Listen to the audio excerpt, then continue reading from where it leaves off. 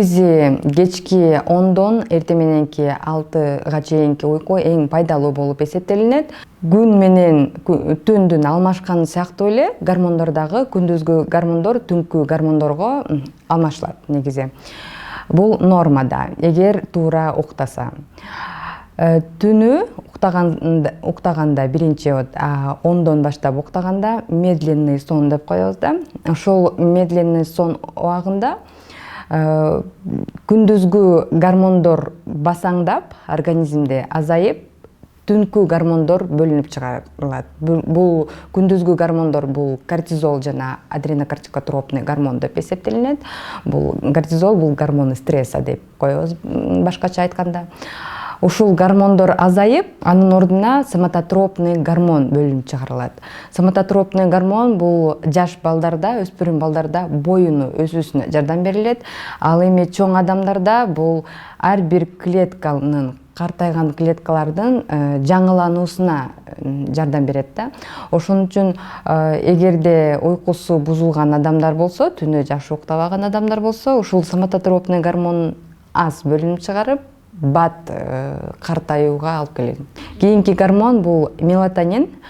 Бул гормон дагы ошол түнү саат 2ден 4кө чейинки уйкуда бөлүнүп чыгарылат.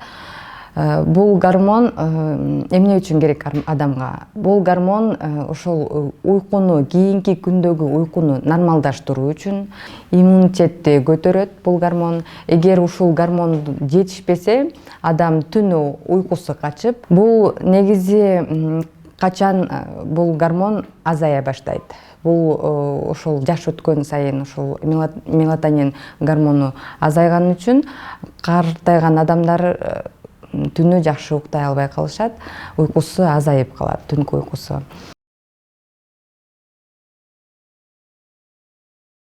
Эгерде адамдын түнкү уйкусунун режими бузулган болсо, албетте гормондору дагы түндө бөлүнүп чыгуучу гормондору дагы аз бөлүнүп, ошонун негизинде гормондордун бузулуусуна алып келинет.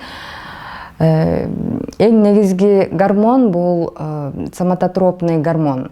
Ошол түнү бөлүнүүчү гормон. Ошол 10дон 12ге чейинки бөлүнүүчү гормон болуп эсептелинет. Ал гормон эгер аз бөлүнүп чыкса, адам бат картайып, терисинде бат бырыштар пайда болот.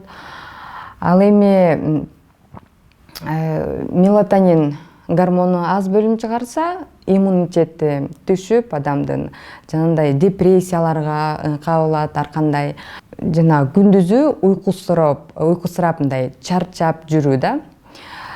Ал эми ошол түнү уктабагандын негизинде гормон стресса, гормон кортизол көп бөлүнүп, негизи нормада ал түнү басаңдап, күндүзү эртең мененден баштап уже көп бөлүнө баштайт да. Эгер ошол түнү жакшы уктабаган адам болсо, ошол гормон көп бөлүнүп, ал гормон если канчалык көп болсо, гормон стресса, кортизол, ал ошончолук ашыкча салмактуулукка алып келет да. Ошонун негизинде көп биздин азыркы жаштарыбызда ашыкча салмактуулук өтө көп кездешип жатат да. Негизи саат 4төн кийинки жанагындай көп физический активности болуу дагы бул уйкуга терс таасирин тийгизет.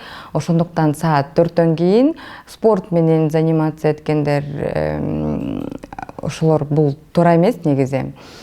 Жана ошондой эле кечинде көп тамактануу дагы бул уйкуга өтө терс таасирин берет. Именно ошол углеводдуу тамактарды, жанагындай камыр тамактарды, оор тамактарды жеп жатуу дагы бул уйкунун бузулуусуна алып келет.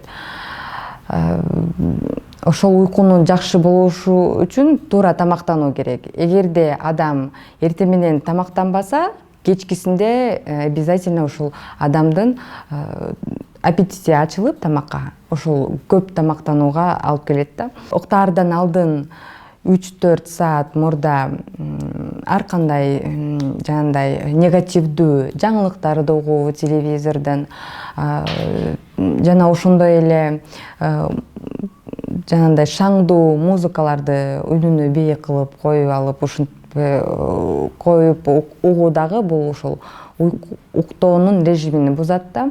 Андан кийин телефон кармап отуруу.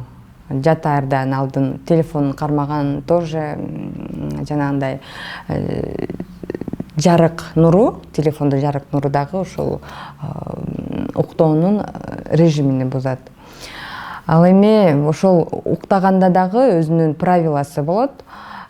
Түнкү уйкуда толук караңгы болуп, караңгы бөлмөдө уктоо дагы бул өтө маанилүү болуп эсептелинет.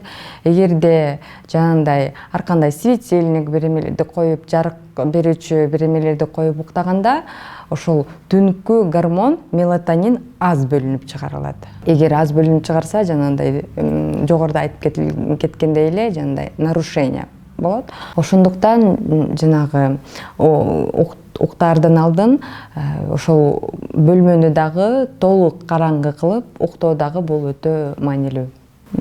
Өтө ысык бөлмөдө уктоо дагы бул негизи обмен веществга, зат алмашуу процессинде терс таасирин тийгизет. Составында танин жана кофеин бар азык заттарды колдонуу уктаардын алдында бул туура эмес. Бул деген уктоонун режимин бузууга алып келет. Кээ бирки адамдар уктоосу ошол уктоо режими бузулган адамдар ар кандай аптекалардан ар кандай уктатуучу дарыларды алып ичишет.